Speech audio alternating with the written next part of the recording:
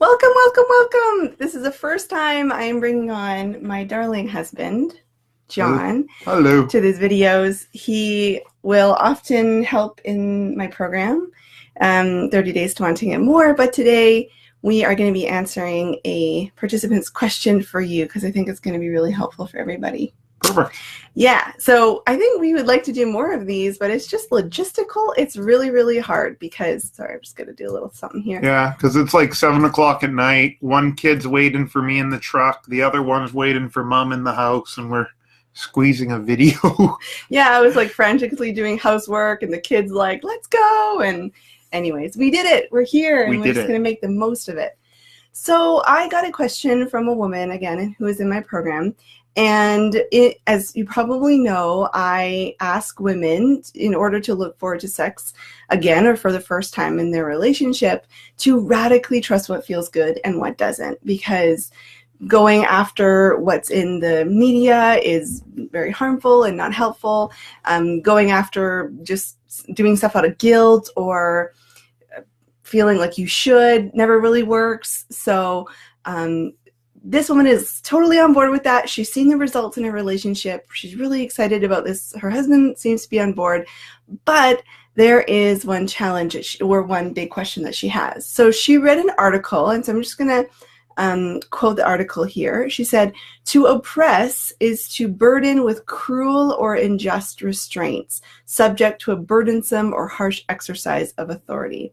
So basically the premise here is if I radically trust what feels good and what doesn't, mostly the doesn't part, and I come to the conclusion, for example, I don't like my breasts being touched, or I don't like being called sexy, or I don't like you to rub your arms, your hands up and down my body, it gives me the heebie-jeebies, or I don't like you watching me get undressed, but this is something that your husband enjoys, is this somehow going to cause harm? So here is her actual question, and then we'll finally get my husband talking because he's the guy, and so he can really answer this question from that perspective. Okay, so her specific question is, okay, my concern though is at what cost am I asking this of my husband? He is so kindly on board and so faithfully responding, but I am concerned I will see unhelpful results in him as an individual. Is anything I am doing limiting or controlling him in a negative expression of repression?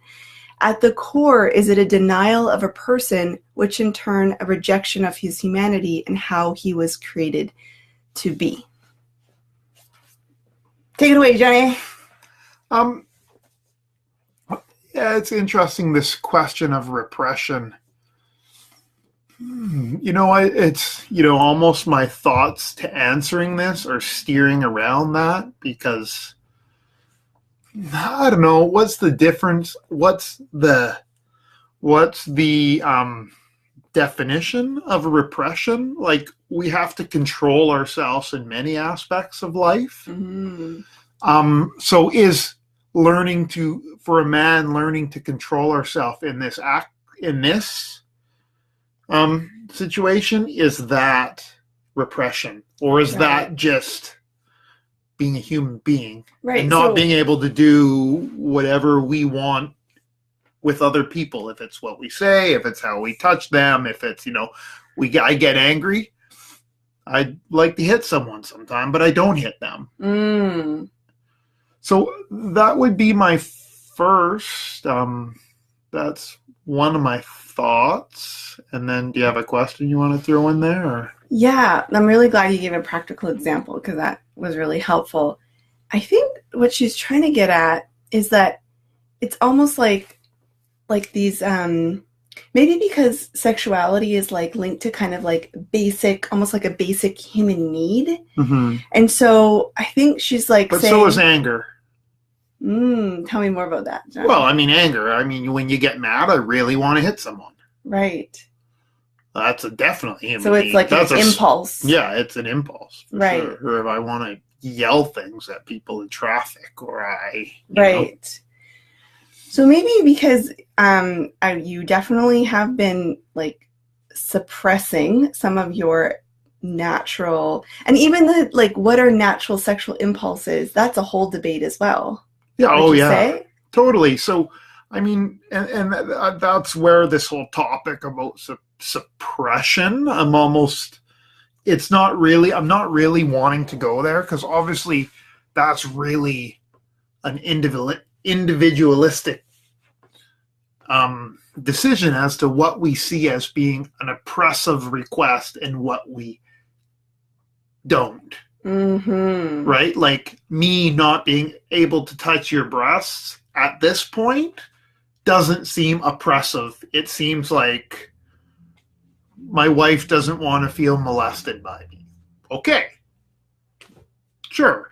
But I've matured in that way. So it's more of, my thoughts of this are trust what you like, and as a man, I'm not going to do, sexually, sure, I'll do something that's not interesting to me. That's because of my arousal, Right. But if I said, for example, I want to stick my finger up your nose every time I see you, you probably would say no, thank hello you. And then hit you when you tried it. Like, would you really hit me? Just a little smack, probably. Like, what the hell are you doing? So, yeah, and I think, too, like, when you're starting out, when we were starting out in this process, or when whoever's, obviously this is a real concern to this person. A real concern. It's definitely not trying to not validate it, but I think, in the beginning, you're trying to establish a new equilibrium between each other. So you might be what you feel is a bit fanatical, but you have to do that to protect yourself, to be able to come back to see what you really like. Right. So and during this process with your partner or with your husband, you're going to redefine sexuality between you guys. Mm-hmm. So we've redefined sexuality, that these aren't the things that I crave anymore. The things that I crave are what we do, because we have a healthy sex life, or good sex life, you know? So I just think it's, this is definitely a process of some patience for everyone.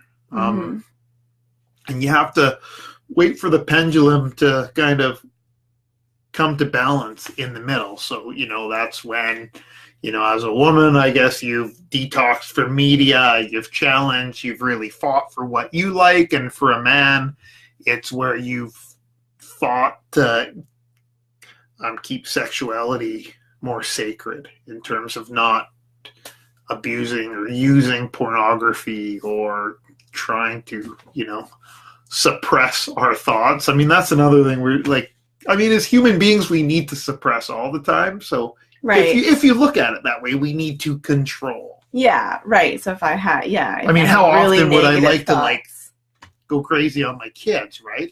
But no, you gotta. And so far, I haven't died from it. So I'd say we've been doing this for about, a couple years now.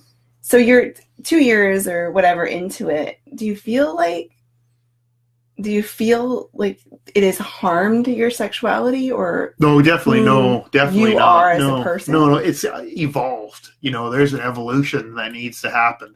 So until that evolution happens, there's gonna be some challenges. When do you remember when that change happened for you? Probably. Well, I don't know. See, so much of that change in me was me getting a handle on my own stuff and quitting pornography and stuff like that. So it's hard to say what was associated with you saying, I don't like this, and what was associated with the natural change that happened, the brain changes that happened. Right. And do you remember in the beginning feeling like, what do you mean I can never touch her breasts ever again in my life, and feeling upset about that? Yeah, totally. But the upsetness was actually, the upsetness was feeling like, well, everybody gets to do it. What kind of relationship do I have if I don't get to do it? Oh, so it was more about What does this represent? What does this mean about my marriage? Well, and me. Oh. What does this mean about my importance or who I am to my wife? Everyone's having sex and we're not. Right. Look at all these guys just touch breasts and I'm not. Like, what's wrong with this marriage? What did I do? What did I do? What did I do? Am I like a failure as a man, or what? Yeah. Exactly. Why doesn't my wife desire me in that way or want me in that way? Mm-hmm. Because you're convinced to think this is the way it is, right? Like we're all convinced. And so now, knowing that you might never touch my breasts again, how does that feel? I'm thinking carefully because I'm trying to make sure that I'm not answering in a way that I think I should answer, but in a way in which I think honesty is really important. It's true. This is not a test. It's not a relationship test. I really don't think that I care anymore. Really? Yeah, I mean sometimes I may get tempted to. I don't even know. No, I mean, I need to be careful if I'm touching you in certain places not to go towards your breast, but that's more of a conscious thing to not do what you don't like. Right. As opposed to me trying to do what I... Right, like, ooh, if I go a little closer, then maybe I'll... Well, it's just get a little something. Well, no, I mean, for me, it's just remembering, okay, you don't like these areas, stay away from them. Yeah. So, no, I don't, it really doesn't do anything, because I know that we still have a active sex life, and so touching your breasts or it's right. I think you really hit the nail on the head when you talked about an involving sexual experience. I definitely talk about that in my program. That's week 5 in my program actually, and so I mean I'm excited to see where it will evolve, because absolutely, who knows, it's exciting. Exactly. So what we experience now 2 years later, it's almost like we've added additional things to her sex life and more dimensional and more. Yeah, if you asked me this 2 years ago, I would have a completely different take on it, right? Right. I mean, if your relationship hasn't, if you just haven't given it the time to evolve, then right. I mean, understanding doesn't come without experience. So. Right. So in the long term, this isn't a test, but in the long term, what I'm hearing you say is that women trusting what feels good, or me trusting what feels good and what doesn't, has been really beneficial in our sex life. Well, I mean, definitely it has, but I don't know. I guess it's not. I guess the thing that I find troubling about even weighing it up that way, like should I or shouldn't I as a woman? It should not be a question. Damn it, you just have to do it. Like it's not even about, it's about you as an individual. It's about us as human beings doing, I mean, you're given the ability to like things and don't like things. And therefore, if we don't like things, we shouldn't feel like we have to do them.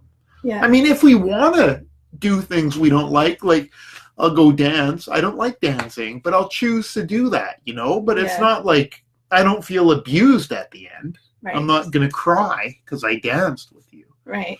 So I hope not. I just think it's like a fundamental human right, the right to choose and the right to do what you enjoy. And I mean, as a man, as your husband, I want that of you, It's like, would you say to your daughter, hey, when you get married, you're not going to really like it, but, be a good wife. I mean, God, those days are gone, right? Yeah. So why would I want that of my wife? Right. What I don't want of my children, Right. Well, I hope you answered that satisfactory. Yes. I think we're still learning, and thanks for coming on, John. No problem. Yeah. I hope you guys got some benefit out of it. Yes, me too. And we do enjoy answering questions. So fire away. Yeah, fire away. Email is probably the best place to get a hold of me and ask a question, Janna at jannadentonhowes.com. And until man, hang in there. It'll be, I don't know.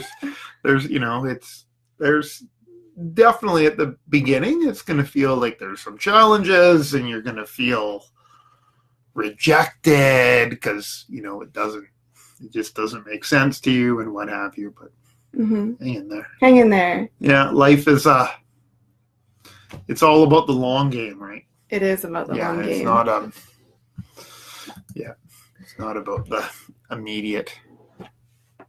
Yeah. Oh, hey, we have 2 people on live. Okay. Have a great day, everyone, and I'll see you next week. Bye.